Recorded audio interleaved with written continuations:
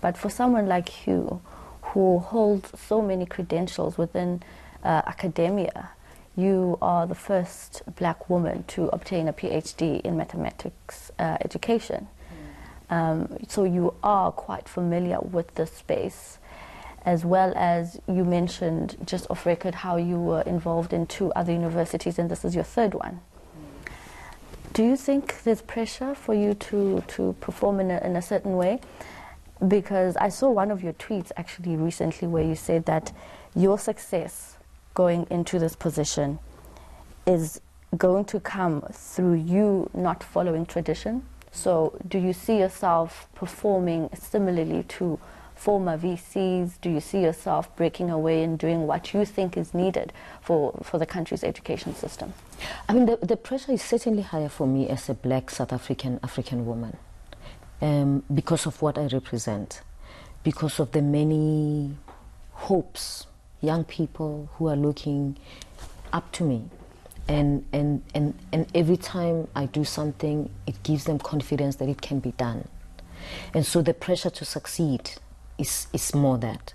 The second pressure to succeed is that as a black South African woman, I'm expected to understand the challenges that black academics face and that black students face.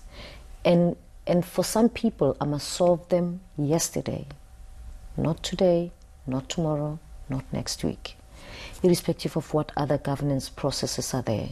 So the expectation is high in that way. You understand the problems and you must solve them ASAP, whether they're solvable or not. When I said that my success will not just come from following tradition, I mean, it's not as if one sets out to break the rules or to break away from convention. I'm very aware of how different I am, that I don't fit the mold easily. It's not a first that I'm at UCT that I don't fit in the mold. It's been generally that way. I mean, I'm over 50. I've been in this business too long. And I know how much of a square peg in a round hole I am. And when I got appointed, I had to think carefully about what does it mean to be VC? What will I find in the office? What do I bring in the office? What am I willing to give up? And what's a non-negotiable in terms of what I cannot give up? I cannot give up who I am. It's just as simple as that. The universities in the country were rocked by fees must fall protests. And you mentioned how, well, I used to see you during fees must fall protests, be it with management or students. Talk to us about how you're saying who you are plays a role in, you know, identifying the needs of students within institutions.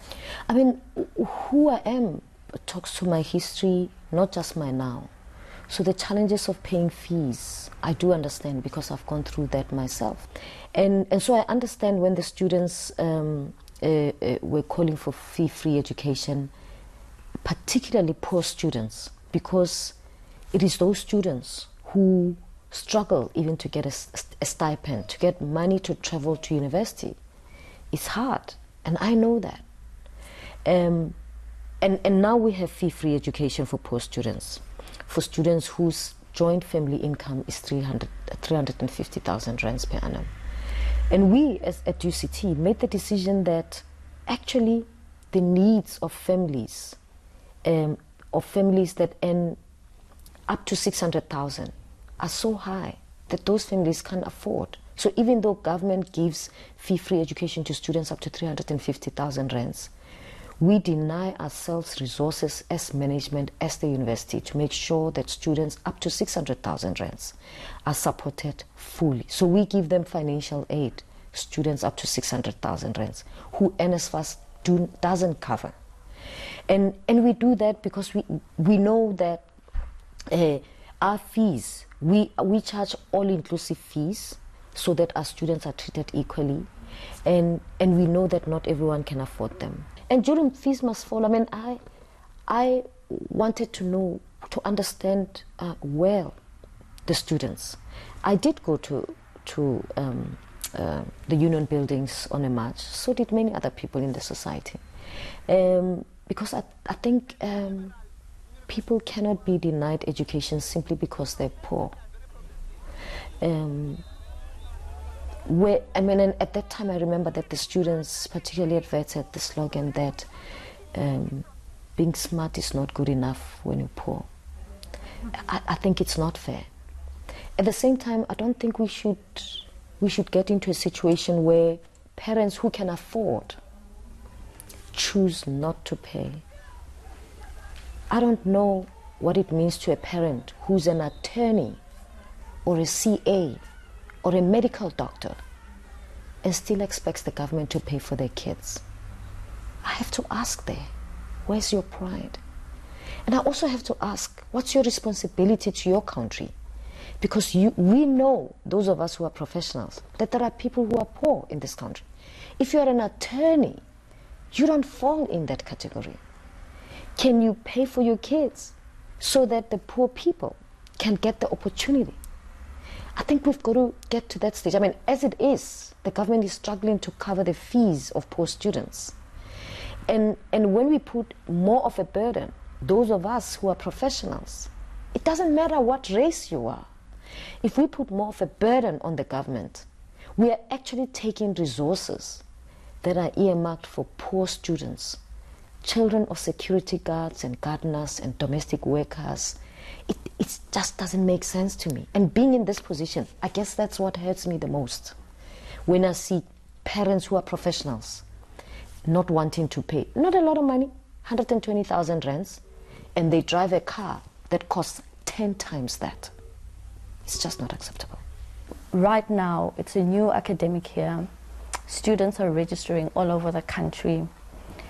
Yes, we have this challenge of being able to pay for education in this country. Some of the issues that students are facing right now, which we've seen, is accommodation. How is UCT making it possible for students to be accommodated? I think UCT learned its lesson in 2016 with Sharpeville.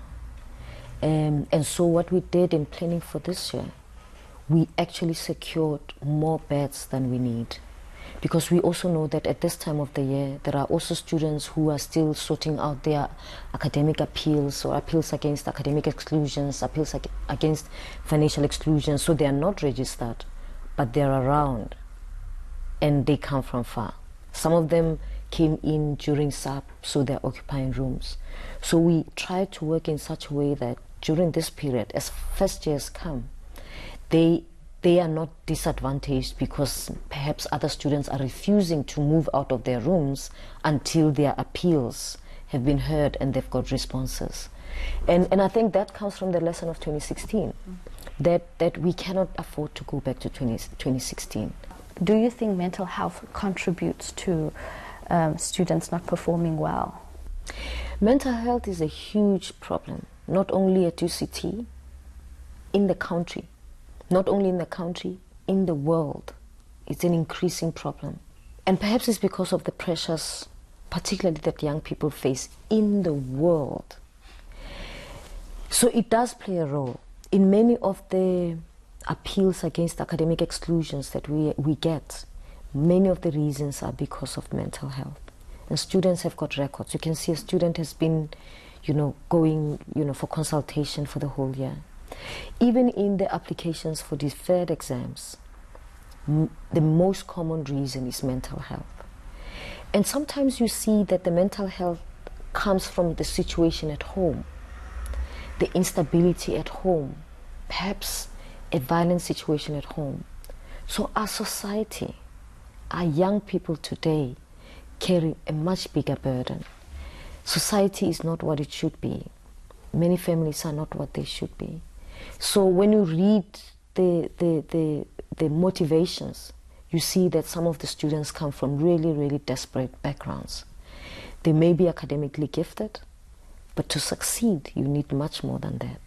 It's not money only that's going to make you successful. As I was welcoming parents of new students, and I was talking to them about supporting their children. It's important that parents take it seriously. It's not enough just to celebrate your child because they passed matric well and they've been admitted to UCT. Parents have to pay attention. When your child withdraws and they don't talk much, you've got to find out. You've got to keep in touch. Phone them once a week. touch base with them, see that they are well. Don't burden them with bad news at home of people fighting or things not working. Protect them. Parents have to do that. You can't be dumping on your kid who's at university. Sisters and brothers have got to do that as well. Because the more they dump on an 18-year-old who's for the first time away from home at a university, how on earth do they expect them to succeed? So many students have to deal with those kinds of situations, and so it affects their mental health, and then it affects their academic performance, and then they end up facing academic exclusion when they shouldn't have been. Mm-hmm. So does the university have channels to assist students who are dealing with mental health issues? Yes, we do. We do have a wellness clinic with a mental health unit that's very jacked up. Dr. Mamokgethi is really, I have to say, she joined us in 2018, and she's been fantastic. So we've got a team that's working with students in the on mental health. We also started last year sessions for staff, for us in the management, in the leadership team, on mental health, because it's not only students who are facing mental health challenges, it's also staff, academic staff, and professional admin staff. And we started these sessions as soon as I took over, because I felt that it's not only that we should be aware of our own mental wellness, but it's also so that we are able to assist those who we lead. How do you deal with the criticism, and what do you say to the criticism that you receive based on whether it be your track record or what you've done since your appointment? I mean, I tell you, criticism will come. A friend of mine was laughing because I was like, what criticism? I don't even see it. It's so irrelevant. When you're a leader, you cannot focus on those people who don't like what you do, because in fact, not everyone will like what you do. So I'm not so concerned about people who criticize me. Some people criticize me for who I am. I cannot change who I am.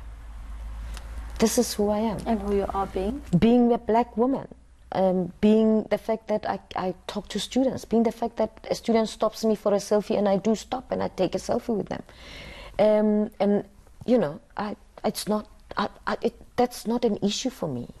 The issue is what informs my decision making. I work in the interest of the institution. And that's what drives me.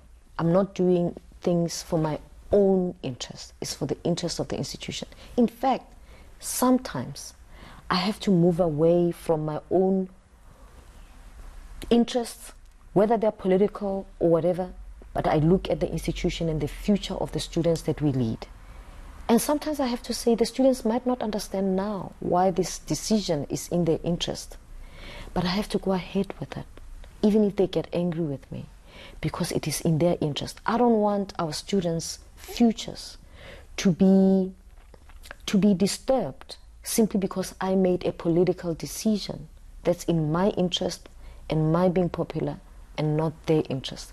I want them to be able to go anywhere in the world and be able to have doors open for them, and their qualifications to have credibility, and for them to be given opportunities to prove themselves and to get opportunities to lead in their chosen fields. All right. Thank you very much for your time, the Vice-Chancellor of UCT. May you continue to better our education system through the work that you do. Thank you so much. Thank you.